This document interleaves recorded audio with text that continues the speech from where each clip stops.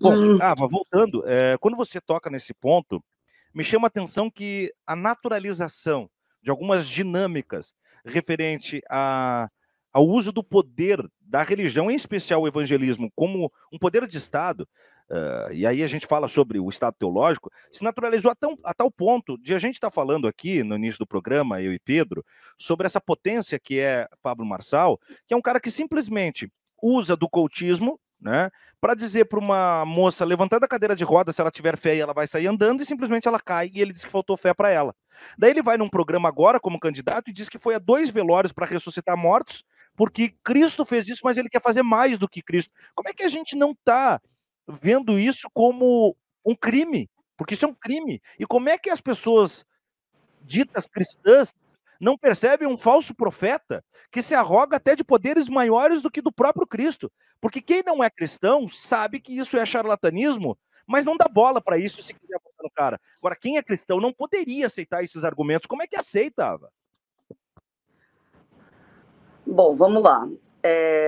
Eu ainda estou interpretando o fenômeno Pablo Marçal, porque é um acontecimento diferente daquilo que a gente vinha vivenciando em matéria de conteúdo político, porque ele tem uma... E a gente precisa admitir isso.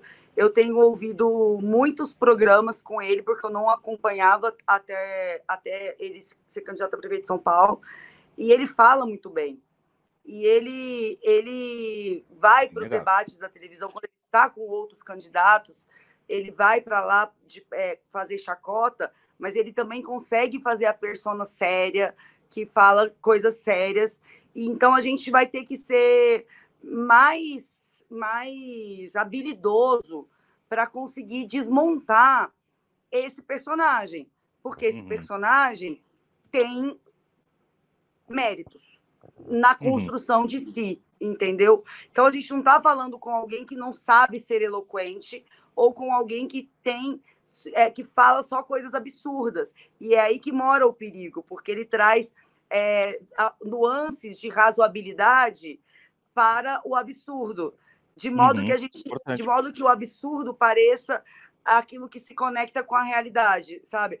Eu tô muito... Por quê? Porque é um absurdo a gente viver numa cidade assim. Então, quando eu dobro a aposta no absurdo, eu trago as pessoas para se identificarem comigo. É assim que eu leio esse personagem. Agora, o que eu acho que isso... Onde isso se linka com a sua pergunta sobre a fé?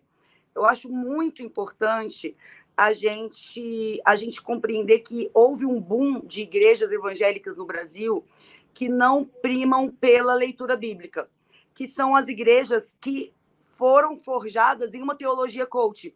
Eu não sei se eu posso dizer, eu não sei se essa expressão já foi cunhada por alguém, com certeza, imagino que sim, né?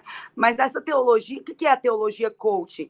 É esse neopentecostalismo abrasileirado, né? Porque a gente pega essa tendência estadunidense, traz para cá. Isso não faz sentido na nossa realidade. Isso não é impossível funcionar essa teologia na América do Sul, por uma série de fatores que não me cabe aqui detalhá-los, porque a gente não tem tempo. Mas eu já falei isso aqui uma vez, eu vou repetir. A teologia neopentecostal, ela está diretamente ligada à meritocracia. E a meritocracia e ao capitalismo da sua maneira mais brutalizante. E aí, quando você transforma isso em pregação de igreja, você tira da fé aquele lugar que a fé tem de nos igualar enquanto seres humanos e de dizer, nós não temos mérito nenhum, nós somos salvos pela graça, nós não somos salvos porque nós fizemos qualquer coisa que nos dignifique. E aí mora onde a gente vira a chave da perversidade, que é, então eu vou alimentar em você, em vez de alimentar em você o amor ao próximo, a capacidade de morrer pelo outro, como Jesus ensinou, eu vou alimentar em você a competição com seu irmão, porque você vai ter que provar que tem mais fé que seu irmão, que é melhor que seu irmão, que é mais santo que seu irmão, e isso está na raiz dos maiores problemas que a gente vivencia hoje. Isso está na raiz da LGBTQ-fobia, isso está na raiz das pessoas acharem que se o pobre está passando fome é porque ele não trabalhou o suficiente. Aí você vai ver a maioria esmagadora dos pobres desse país trabalham desde criança. Nasce trabalhando e morre pobre. Então não é porque trabalhou pouco, não é porque se dedicou pouco, não é porque se entregou pouco. E aí eles tiram a percepção de que existe uma engrenagem que precisa desse tipo de discurso para funcionar. Você tira a Bíblia da leitura central das pessoas e começa a colocar livrinho de evangelho coach, dizendo: faça você, vem se parecer com Jesus, a mente de um vencedor, a mente de Cristo é a mente de um vencedor. Maluco, como assim a mente de Cristo é a mente de um vencedor? Cristo foi para a cruz, crucificado entre dois ladrões, achacado pelo seu povo, nasceu numa manjedoura. A mente de Cristo é a mente do sacrifício pelo outro, da grandeza de se fazer pequeno para engrandecer o outro. É exatamente o contrário. E condenado, aí o Pablo... condenado à execução por um Estado corrupto, né? Exatamente. E aí, para concluir, que eu me empolgo com esse assunto, e meus slides são infinitos, mas eu quero só concluir esse raciocínio dizendo, então, quem é o Pablo Marçal nessa história?